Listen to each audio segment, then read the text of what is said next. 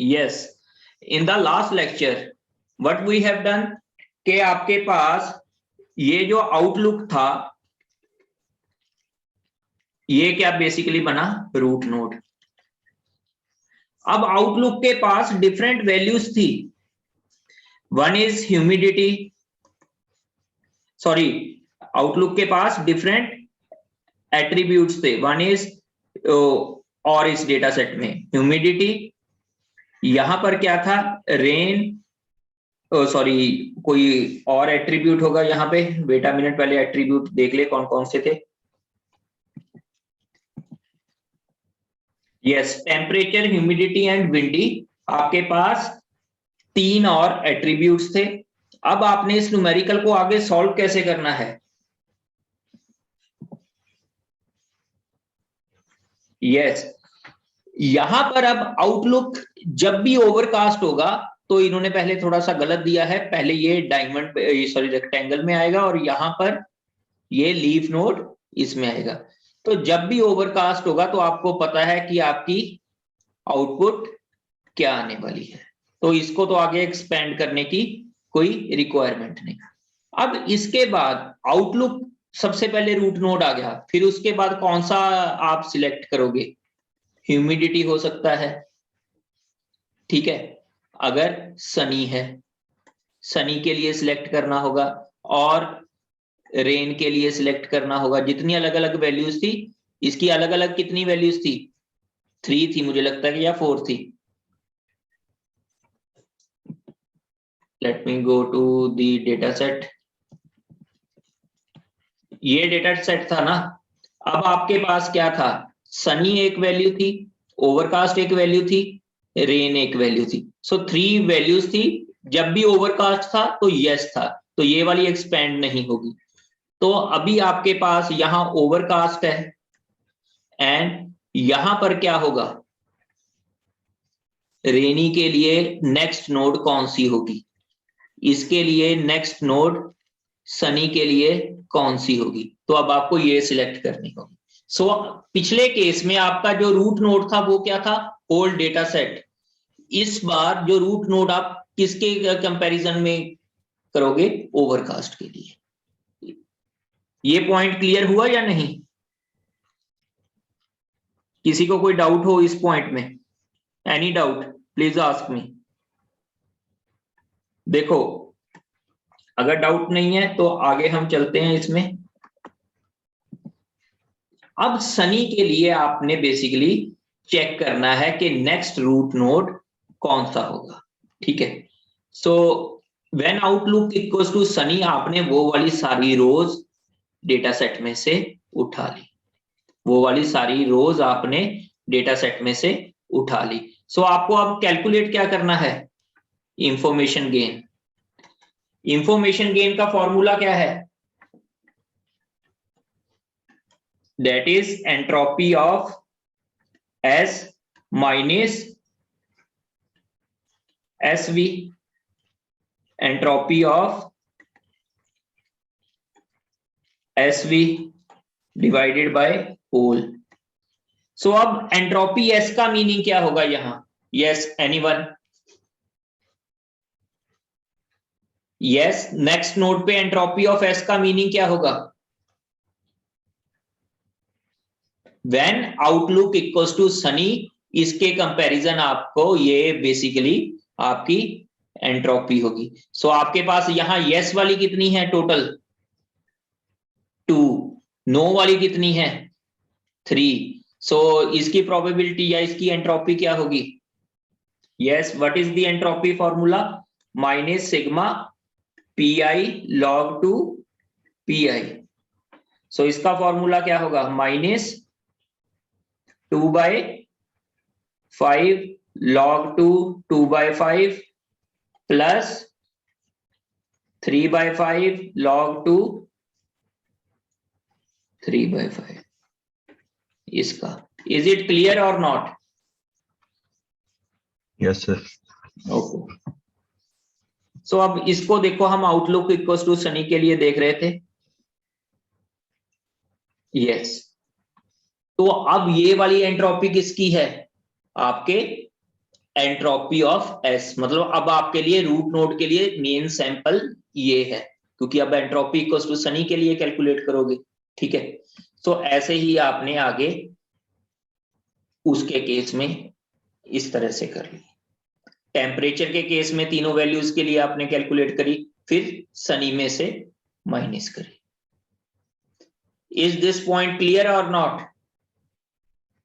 Last lecture में देखो यहां पर डिफरेंस क्या है, लास्ट लेक्चर में हमने यहां से डिसाइड किया था, यहां से, तो हमने यहां से डिसाइड किया कि हमारे पास पहले होल डेटा सेट क्या था, अपने एंट्रोपी ऑफ एस का मीनिंग क्या था, होल डेटा सेट। इनिशियली आपने होल डेटा सेट लिया, तो उसमें से हमने इंडिविजुअली इंफॉर्मेशन गेन कैलकुलेट किया for outlook, temperature, humidity and windy.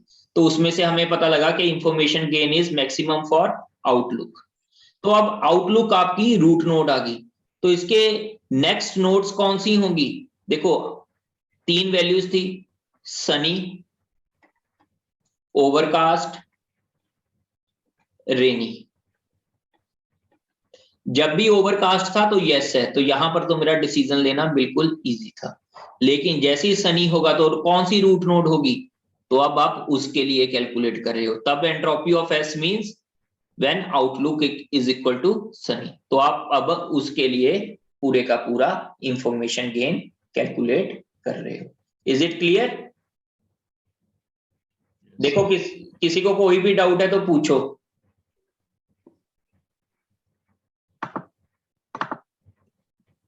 ये स्लाइड एक बार देखो यहां पे, क्या ये क्लियर हुई या नहीं? अब टेम्परेचर के लिए हमने कैलकुलेट किया, ऐसे ही ह्यूमिडिटी के लिए कैलकुलेट किया, आगे ऐसे ही कैलकुलेट करते जाओगे, ठीक है।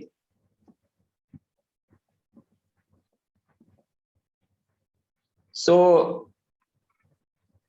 ये क्लियर है? सो अब हम चलते हैं इसकी लिमिटेशंस के ऊपर। देखो अगर क्लियर नहीं है, आज का दिन देखना है तो आप देख लो, नेक्स्ट लेक्चर में मेरे से पूछना जरूर, क्योंकि अगर ये क्लियर नहीं हुआ फिर कोई आगे करने का ज्यादा यूज नहीं है, ठीक है। अगर कहीं भी डाउट है तो पूछो, वैसे ही इजी है, एक बार देखोगे ये हो जाएगा। So ID3 can handle only categorical values and not contiguous valued features. ये लिमिटेशन है, ये तो हमने पहले से ही ये किया हुआ है, it can not handle incomplete data. अब third point is very interesting and important. ID3 algorithm is biased towards the feature which has large number of distinct values. पहली बात, इसका मीनिंग क्या है? Can anybody explain this?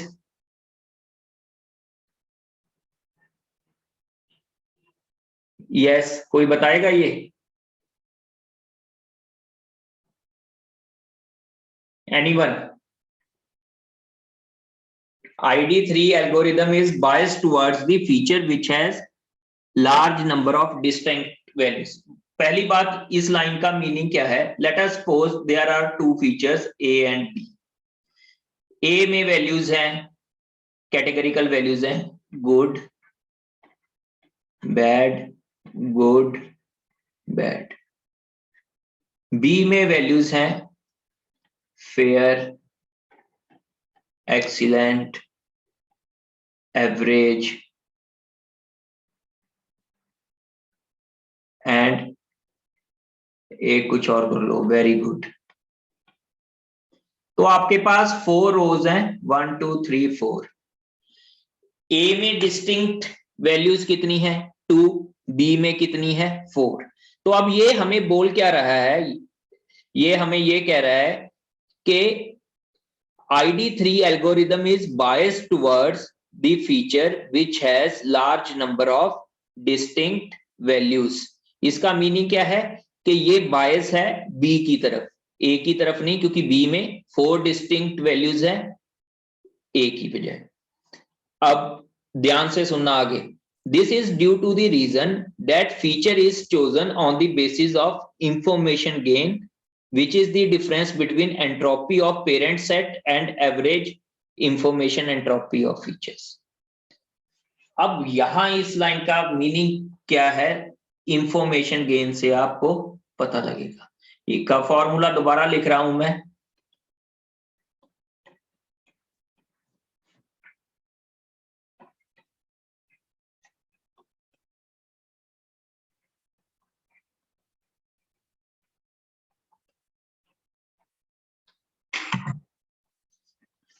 Can anybody explain this? कोई भी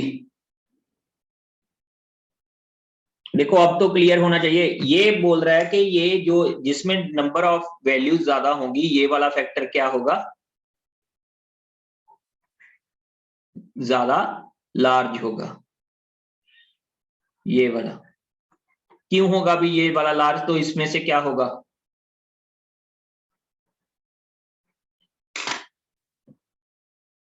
ये values ये कम होंगी। ठीक है, तो इंफॉर्मेशन गेन क्या होगा, जिसमें नंबर ऑफ डिस्टिंक्ट वैल्यूज क्या होंगी, ज्यादा होंगी, तो उसमें ये वाला फैक्टर क्या होगा? यस, बोलो, इसमें समझ में नहीं आ रहा? v ज्यादा होगा तो वो फैक्टर ज्यादा आएगा ना, तो माइनस करेंगे तो। यस, ये वाली देखो, ए के केस में यहां पर v की कितनी वैल्यूज हैं, 2। v की कितनी वैल्यूज हैं, 2। और हर में ये इसके हर रोज में ये पॉसिबिलिटी ज्यादा है कि इसके पास जो इसकी प्रोबेबिलिटी है वो ज्यादा हो, तो ये वाला फैक्टर हमेशा क्या आएगा, ज्यादा। लेकिन इसमें अब जितनी नंबर ऑफ रोज बढ़ती जाएंगी, मतलब जितनी नंबर ऑफ क्लासेस बढ़ती जाएगी, एक वैल्यू पर एंट्री विल बी लेस। तो इसके मतलब ये वाला जब रिड्यूस करेंगे तो कम होगा। तो इसके लिए ये वाला फॉर्मूला हमेशा इसकी तरफ ज्यादा बायस होगा। ये वाला क्लियर हुआ या नहीं? देखो ध्यान से इसको लेमैन लैंग्वेज में समझो। यहां कितनी नंबर ऑफ एंट्रीज है हमारे पास, 4 ए में, और कितनी नंबर ऑफ वी की वैल्यू क्या है, 2। ठीक है, तो अब मतलब 2 के कॉरेस्पॉन्डिंग आप प्रोबेबिलिटी देखोगे, ठीक है, और एंट्रोपी कैलकुलेट करोगे। यहां पर क्या है, नंबर ऑफ एंट्रीज कितनी है, 4, और नंबर ऑफ क्लासेस क्या है, 4। तो उसके कॉरेस्पॉन्डिंग ये वाला फैक्टर हमेशा कम आएगा। ठीक है, इज इट क्लियर या डाउट है? ठीक है, सो अगर आप इसका केस देखो, यस, एसवी स्मॉल होगा। तो अगर आप यहां पर केस देखो, हमारी यही एग्जांपल में,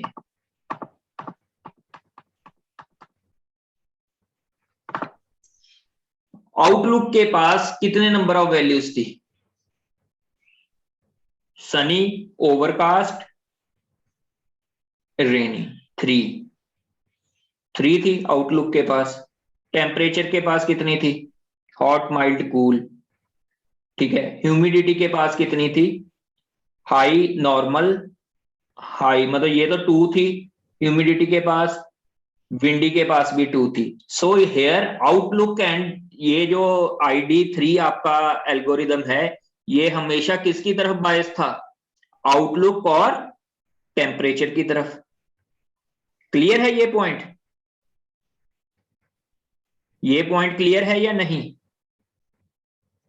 तो इसकी जो सबसे बड़ी प्रॉब्लम है ID3 एल्गोरिदम की, एक तो ये कैटेगरिकल डेटा के ऊपर नहीं, कैटेगरी डेटा पे ही लगता है, आप कंटिन्यूअस डेटा पे नहीं लगा सकते। सेकंड प्रॉब्लम इज कि ये इसमें बायसनेस है।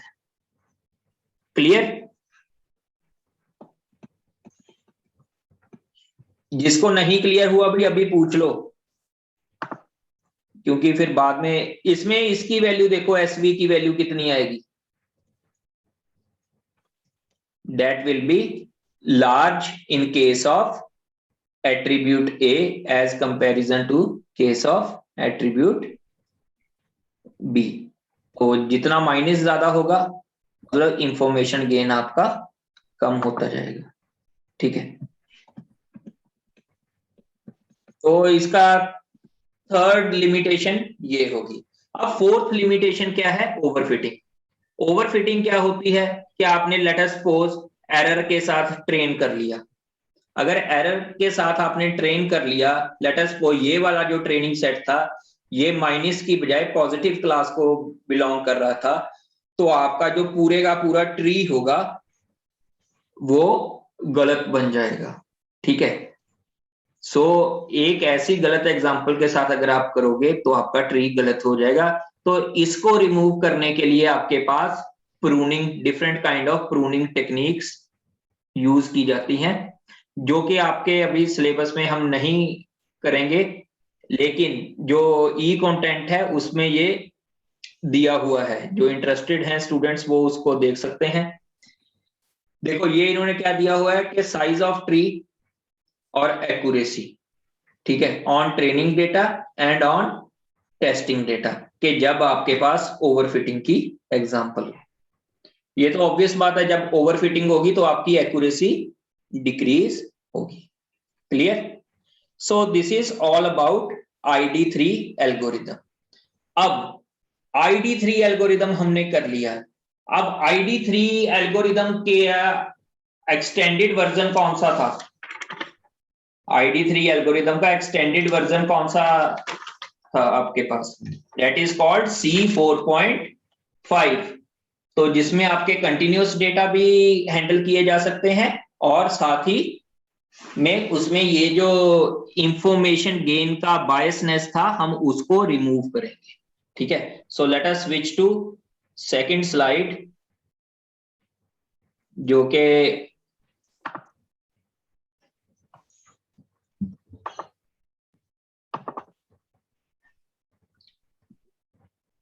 ठीक है, ये आपके पास है कि it can work with both discrete and continuous data. ये इनकम्प्लीट डेटा को भी कर सकता है, नॉट बायस्ड है।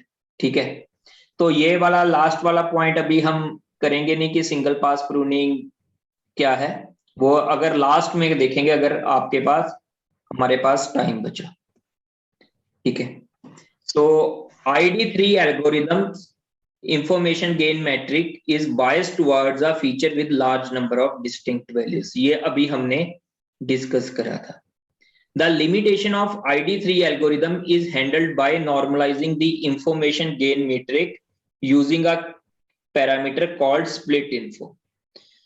अब थोड़ा सा हम चेंज करेंगे स्प्लिट इन्फो के साथ। एंट्रोपी का फॉर्मूला तो सॉरी इंफॉर्मेशन गेन का फॉर्मूला तो सेम रखा, डिवाइड बाय स्प्लिट इन्फो कर देंगे। जैसे ही हमने इस फैक्टर के साथ इसको स्प्लिट इन्फो के साथ किया तो इसका मतलब क्या कर दिया हमने? नॉर्मलाइज कर दिया। इन तीनों इक्वेशंस को ध्यान से देखो।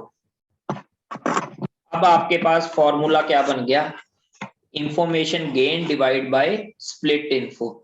तो ऊपर भी आपके पास SV डिवाइड बाय S है और नीचे भी आपके पास SV डिवाइड बाय S के साथ आप log 2 SV बाय S करोगे तो आपके पास क्या हो गया? बेसिकली ये नॉर्मलाइज कर देगा और जो बायसनेस आई थी वो खत्म हो जाएगी।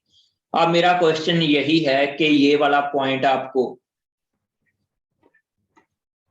ये तीनों इक्वेशंस और जो ड्रॉबैक था इंफॉर्मेशन गेन का वो क्लियर है या नहीं? वो ड्रॉबैक क्यों था? इसकी वजह से, SV की वजह से। क्यों? SV की वैल्यू क्या होती थी आपकी? कितने नंबर ऑफ आपकी डिस्टिंक्ट, जितने भी उसके एक में कितनी थी? लेट अस सपोज SV क्या है? A में आपके पास वही वैल्यूज हैं, good, bad, good, good, bad, और B में है मान लो ABCDE। इसकी कितनी डिस्टिंक्ट वैल्यूज हैं? 5। और इसकी कितनी है?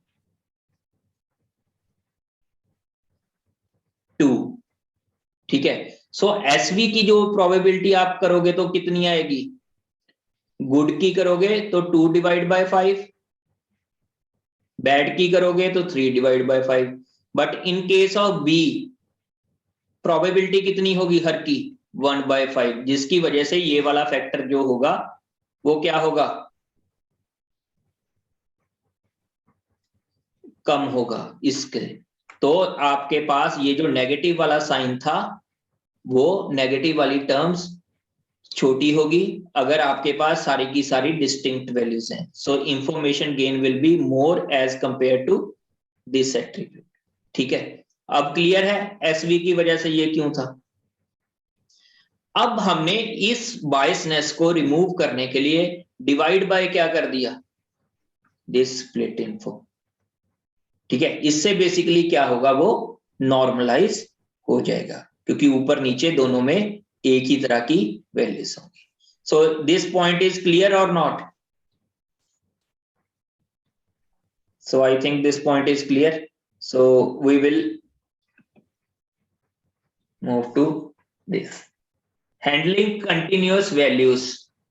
अब दूसरा पॉइंट क्या था कि वहां पर टेम्परेचर जैसे हॉट कोल्ड माइल्ड में था, लेट अस सपोज वो डिग्री सेल्सियस में होता तो क्या करते हम, तो उसके लिए एक इन्होंने सिंपल सा रखा है कि एक थ्रेशोल्ड वैल्यू रखेंगे।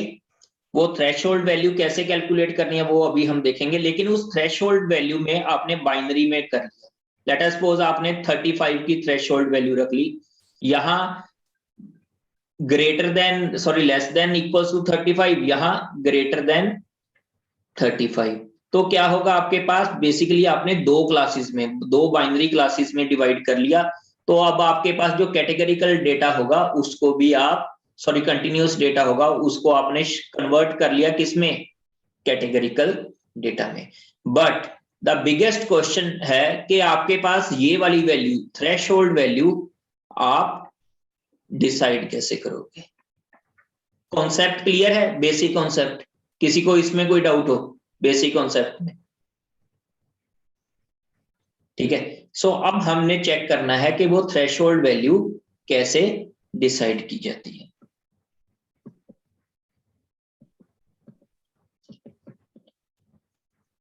लेट अस सपोज यहां पर ये ह्यूमिडिटी के कॉरेस्पॉन्डिंग है। ठीक है, अब यहां पर ह्यूमिडिटी किस वैल्यूज में है, कंटिन्यूअस है या कैटेगरिकल है। My first question is this, humidity की वैल्यूज क्या है, कंटिन्यूअस वैल्यूज हैं। सो अब हमने यहां पर थ्रेशोल्ड डिसाइड करना है। So first we need to sort the humidity values smallest to the largest as shown in the table. ठीक है, यहां पर क्या है, smallest to the largest as shown in the table. So यहां पर हमने sort कर लिया humidity को. Now we need to iterate on all humidity values and separate data set into two parts as instances less than or equal to the current value and instances greater than the current value.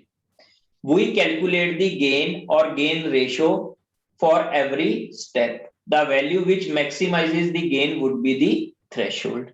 चलो इसको देखते हैं अभी कैसे इन्होंने calculate किया है। अब सबसे पहले देखो एंट्रोपी कैलकुलेट की कहां पर, लेस देन इक्वल्स टू 65। तो लेस देन इक्वल्स टू 65 कितने केस थे, ओनली वन, और वो भी यस का था। So this will be the entropy. Clear, so greater than 65 this will be the entropy. Clear, इसमें आपने वैल्यूज, ये वाला सिंबल किसको रिप्रेजेंट करता है कि लेस देन ग्रेटर देन है, इक्वल्स टू नहीं है। ठीक है, the statement humidity 65 refers to which would be branch of decision for less than or equals to 65 and greater than 65. It does not refer that humidity is not equals to 65। अच्छा, तो मैं इसको गलत समझ गया, इंटरप्रेट गलत कर गया। ये क्या है कि सभी वैल्यूज के लिए इसने कैलकुलेट किया है कि ग्रेटर देन भी इक्वल्स टू के लिए भी और लेस देन इक्वल्स टू के लिए भी। ठीक है, सो इसके कॉरस्पॉन्डिंग आपने ऐसे इंफॉर्मेशन गेन कैलकुलेट कर लिया। फिर आपने क्या किया, स्प्लिट इन्फो की वैल्यू कैलकुलेट कर ली और फिर इसका गेन रेशो निकाल लिया। यस, इसमें किसी को कोई doubt? Any doubt in this step? Any doubt in this step?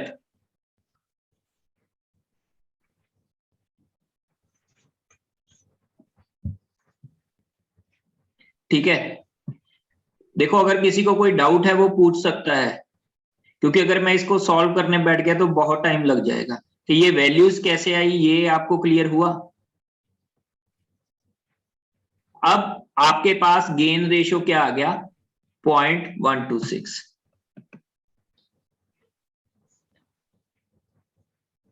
अब इसके बाद क्या किया, इसने सभी डिस्टिंक्ट वैल्यू के लिए ये कैलकुलेट कर लिया और जिसमें इंफॉर्मेशन गेन ज्यादा था वो वाली वैल्यू हमने सिलेक्ट कर ली। ठीक है,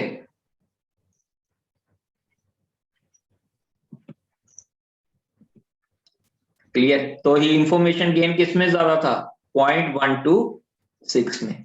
और value 96 is ignored because humidity can not be greater than this value. तो इसके बड़ी वैल्यू तो हो ही नहीं सकती थी, तो ये तो किसी कैटेगरी में नहीं आ सकता था। हमारे पास दो क्लासेस कौन सी थी, लेस देन इक्वल्स टू और ग्रेटर देन। सो ये वाली जो 65 है इसमें लेस देन इक्वल्स टू की कैटेगरी में ये आ जाती थी, लेकिन 96 को क्यों नहीं लेंगे, क्योंकि ये ग्रेटर देन वाली कैटेगरी में नहीं आती। क्लियर? ठीक है, सो मैक्सिमाइज किसका होगा, जिसका गेन रेशियो सबसे ज्यादा था। गेन रेशियो किसका ज्यादा था, 0.126 का। सो आपके पास थ्रेशोल्ड क्या बन गया, 65। Clear?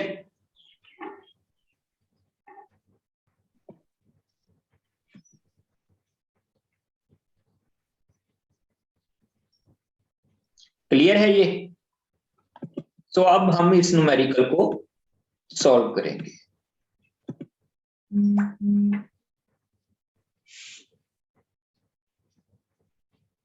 Yes, now we have to solve this numerical.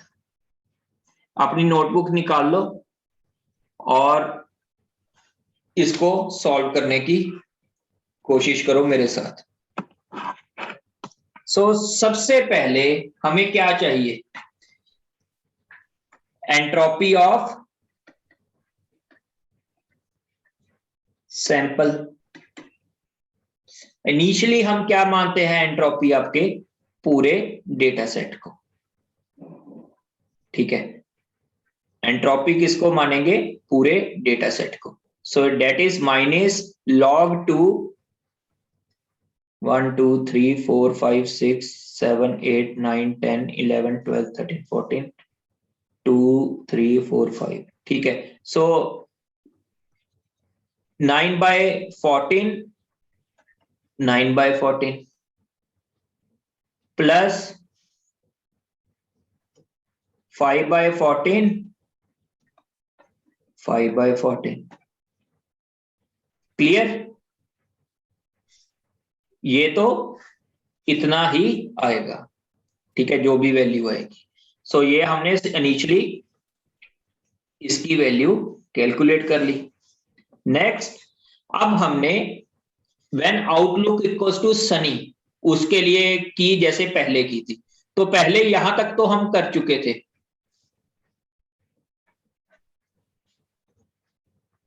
ठीक है, अब हमने करना है स्प्लिट इन्फो। अब हमने देखना है स्प्लिट इन्फो।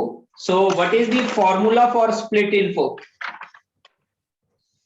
यस, फॉर्मूला क्या है भाई स्प्लिट इन्फो का?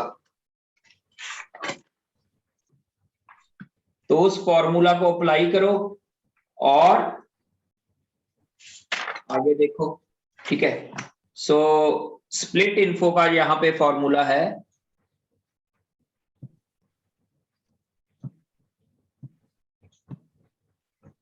ये वाला, SV over S log 2 SV over S, SV over S log 2 SV over S। इसका फॉर्मूला देखो अब, ठीक है। सो SV मतलब कितनी वैल्यूज हैं व्हेन सनी, तो सनी के लिए कितनी थी ये 5 वैल्यूज थी ओवर 14,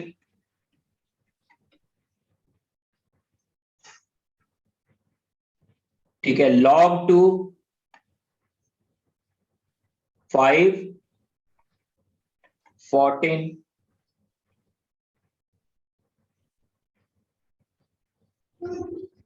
माइनस, या इसको अभी प्लस में कर लो, बाहर हमने माइनस लिया हुआ है, कितना आएगा ये, यस नेक्स्ट का कितना आएगा 5/14, सॉरी इस केस में हमारे पास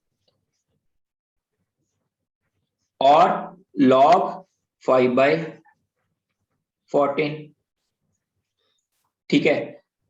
सो ऐसे ही लास्ट वाले का कितना आएगा 4/14 log 2 4/14, और इसको समेशन करोगे और चेक करो क्या ये वैल्यूज आएंगी या नहीं, ठीक है। Please try to do it yourself और चेक करके मुझे बताओ क्या ये वैल्यूज आई हैं या नहीं।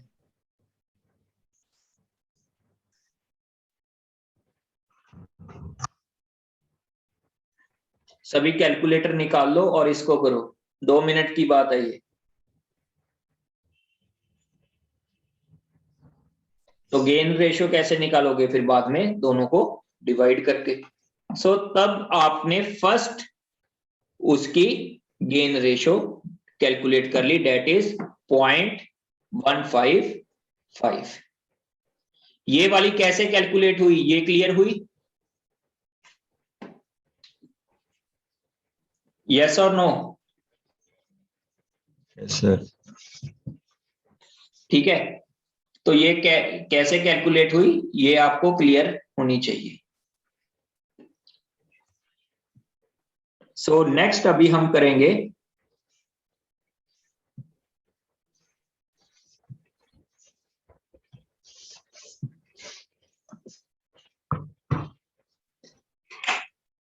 विंड एट्रीब्यूट के लिए। विंड एट्रीब्यूट के लिए आपके पास विंड इक्वल्स टू स्ट्रॉन्ग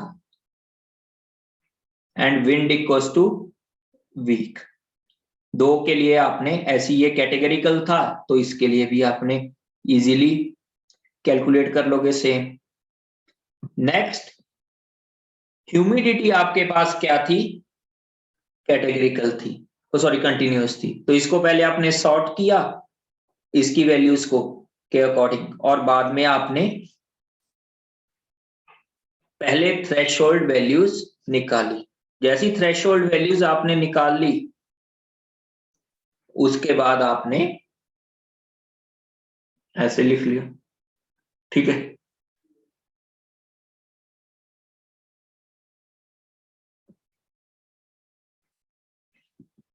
ये टेम्परेचर के लिए निकाल ली,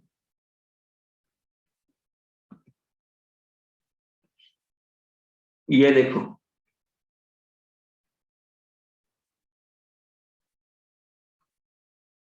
और ये विंडी ये प्ले, क्लियर। और बाद में गेन रेशियो आपने कैलकुलेट की, और जिसकी भी गेन रेशियो सबसे ज्यादा थी that will be your root node. So इस केस में रूट नोड कौन सा होगा? यस, टेम्परेचर, क्योंकि इसका गेन रेशो सबसे ज्यादा था। क्लियर?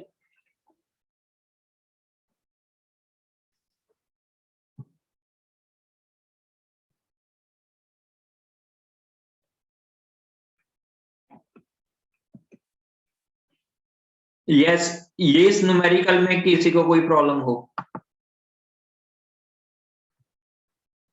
इस न्यूमेरिकल में किसी को कोई प्रॉब्लम हो?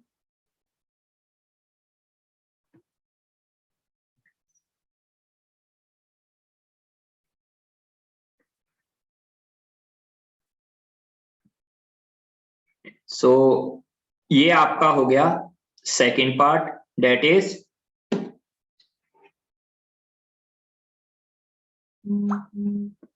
extension of ID3 algorithm. Next is classification and regression tree, decision tree classifier. ये तो आपके पास ठीक है, सभी के लिए यूज होता है for regression as well as for classification. For classification, CART uses Gini index metric to evaluate the goodness of split at each point of decision tree. ID3 में हम कैसे करते हैं? Using information gain. और 4.5 में हम कैसे करते हैं? C4.5 में using gain ratio split को। लेकिन CART में कैसे करेंगे? यूजिंग जिनी इंडेक्स, यूजिंग जिनी इंडेक्स। तो अब ये जिनी इंडेक्स क्या है? तो इसको आप कैसे सॉल्व कर सकते हो यूजिंग जिनी इंडेक्स? ठीक है, तो इसके ऊपर एक नया कोफिशिएंट है जिसको लेकर आगे हम करेंगे। ये अब ये बताया हुआ है कि इकोनॉमिक्स का बेसिकली कॉन्सेप्ट है।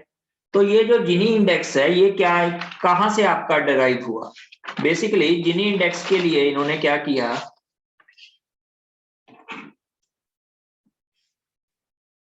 एक ग्राफ जो आप लोगों ने देखा होगा कि जनरली बोला जाता है कि जो लाइन ऑफ परफेक्ट इक्वालिटी है, क्या लाइन ऑफ परफेक्ट इक्वालिटी ऐसे होगी, अगर हम यहां पर करें कम्युलेटिव पॉपुलेशन और यहां पर लिखें कम्युलेटिव इनकम, ये तो हमारा बिल्कुल आइडियल सिनेरियो हो गया और इसको बोलते हैं लाइन ऑफ परफेक्ट इक्वालिटी। लेकिन क्या एक्चुअल में ऐसा होता है? नहीं। एक्चुअल में कैसा है कि मोस्ट ऑफ द वेल्थ जो है वो कुछ परसेंटेज ऑफ लोगों के पास है। तो आपके पास ये वाली जो लाइन है वो ऐसे जाएगी जनरली। ठीक है, सो अब जो इसका डिफरेंस है इसको जो मेजर करता है उसके लिए आपने एक जिनी इंडेक्स रखा हुआ है। क्लियर? तो अब क्या होगा, जो परफेक्ट स्प्लिट के लिए आप यूज करते हो तो ये जो डिफरेंस होगा इसके बेस पर जिसका डिफरेंस सबसे कम होगा, जिनी इंडेक्स जिसके लिए सबसे कम वैल्यू लेकर आएगा, हम उसको सिलेक्ट करेंगे for our root node. Basic concept is clear और नॉट? यहां पर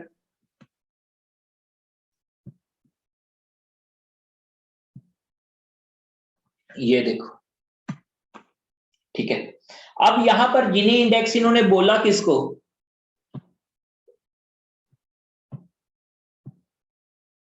वेट अ मिनट, यहां पर देखो, ये तो परफेक्ट इक्वालिटी लाइन होगी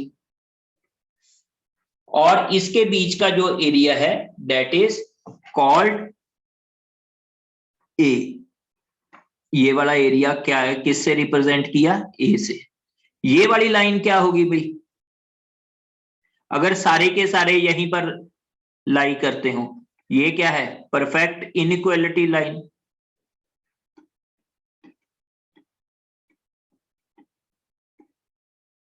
सोचो ना, अगर तो आपके पास इनकम हो ही ना, तो ये क्या है, परफेक्ट इनइक्वालिटी लाइन। तो यहां पर जो एरिया है उसको आपने लिया B. So Gini index for economics problem will be A divide by A plus B. Clear.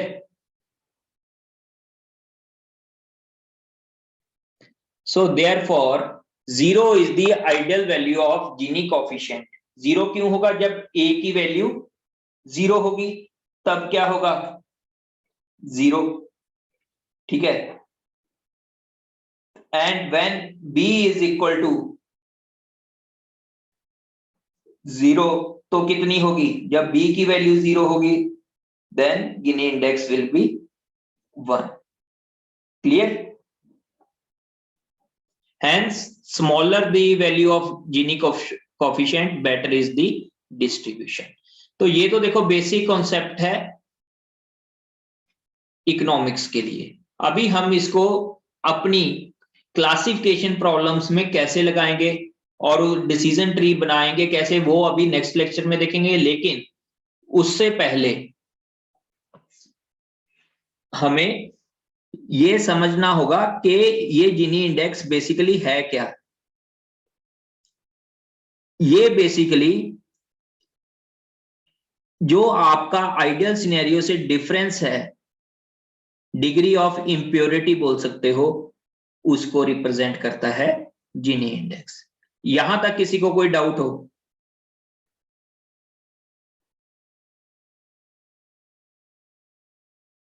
So rest we will do in the next lecture. ठीक है, सो ओके।